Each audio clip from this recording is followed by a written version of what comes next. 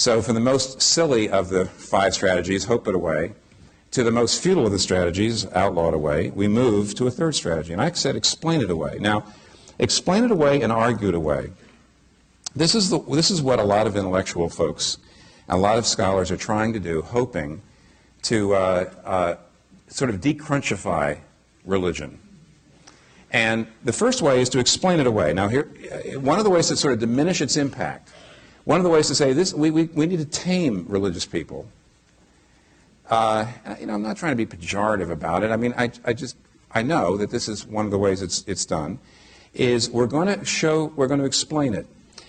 The New York Times Magazine I mentioned was a survey of the last 10 years in which evolutionary scientists have been working on this question: why are human beings so religious?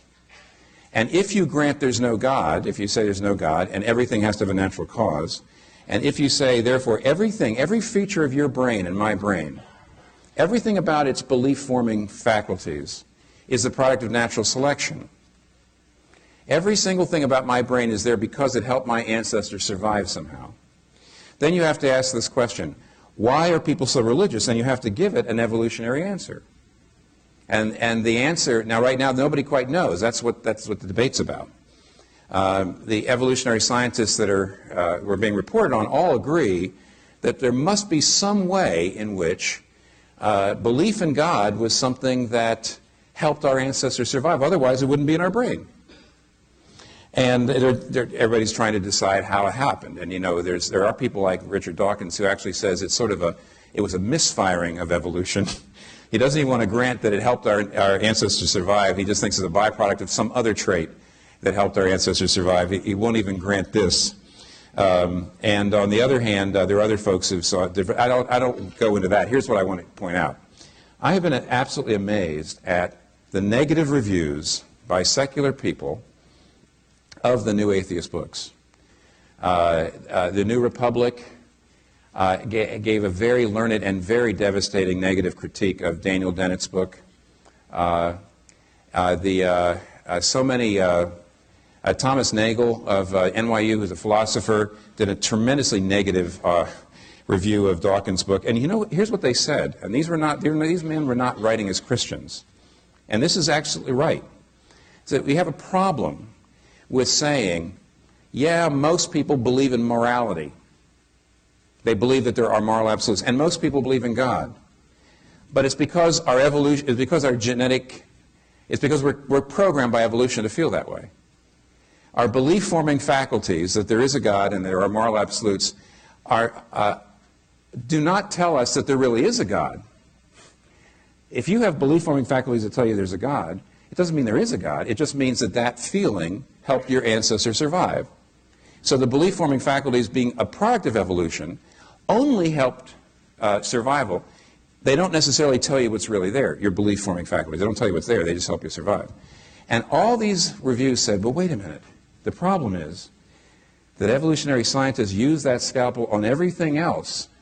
When I think there's a God, well, you were just programmed for that. I believe in morality, well, you're just programmed for that. I believe in evolution.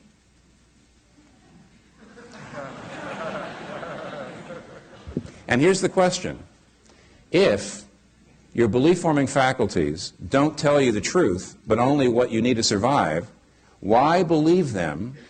Why believe that when you actually observe the environment, they're telling you what's actually out there? Or that when you decide, I believe in evolution, why should you believe that? Why put the scalpel on everything else? Alvin Plantinga, who's a philosophy professor at Notre Dame, has argued this at a very high level, much higher than I could possibly get across to you. But he's pointed out, and a lot of other philosophers have pointed out, that mild paranoia is going to be much more helpful for survival than an accurate assessment of your environment. And therefore,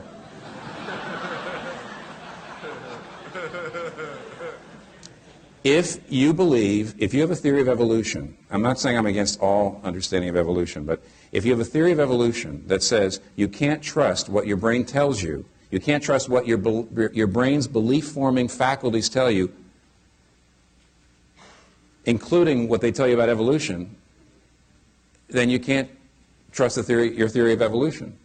C.S. Lewis put it like this some years ago.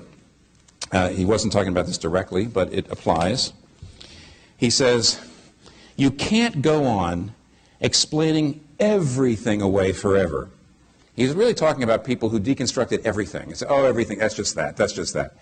He says, you cannot go on explaining away forever, or you will find that you have explained explanation itself away. For example, you cannot go on seeing through things forever. The whole point of seeing through something is to see something else through it. It is good that you can see through a window because the garden beyond is opaque.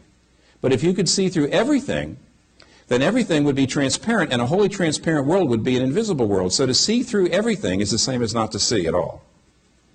And so how does that apply? Like this. If, as Nietzsche says, all truth claims are really just power grabs, then so is his, so why listen to him?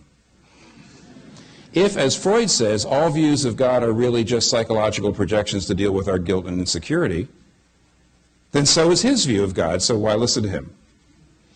If, as the evolutionary scientists say, that what my brain tells me about morality and God is not real, it's just chemical reactions designed to pass on my genetic code, then so is what their brains tell them about the world, so why listen to them? In the end, to see through everything is not to see. So, if you try to explain away religion, you'll explain away explanation. You'll explain away what you believe too. It doesn't work. For more information about the Veritas Forum, including additional recordings and a calendar of upcoming events, please visit our website at veritas.org.